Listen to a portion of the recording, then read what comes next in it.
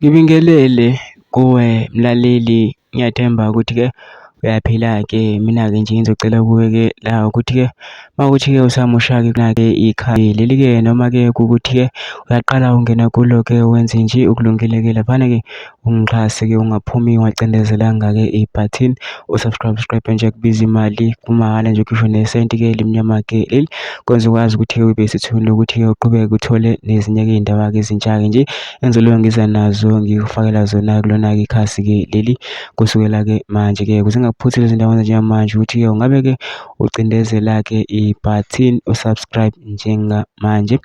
Udaba kulethele lona-ke namhlanje-ke la kulethele udaba-ke lwesihluku ngendlela-ke isimanga-ke laphana ey'nkinga-ke zithi-ke ushone njengeqhawe owesilisa odutshulwe evikela usisi wakhe.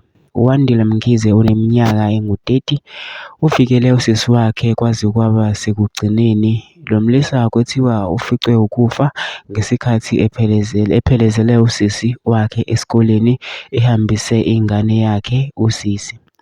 Bamthole esangweni lesikole ubhuti bamdubula kaningi washona. Kwenzeka lokhu nje bekusanda kudutshulwa usibari wakhe indoda kasisi wakhe.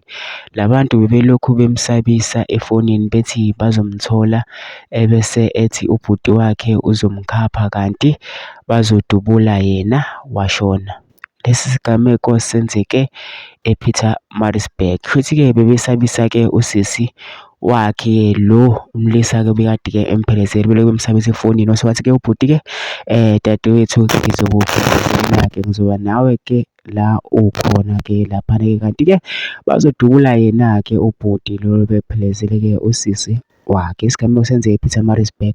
Mina-ke ngicela lapha ngiyamkhombisa section-ke phusha uvo lakho uthi na ucabangani-ke ngalo-ke udaba-ke lolu bese wenza kulungile nje ungixhase-ke ungaphumi ucindezelanga ebhathini usubscribe nje kubiza imali kumahhala nje ukhisho nesenti-ke lemnyama-ke ukuze ukwazi ukuthi uyibe sethubeni lokuthi-ke uqhubeke uthole nezinye izindaba ezintsha-ke ngizokwenza nazo ngifakela zona kulona ikhasi-ke leli kusukela-ke manje.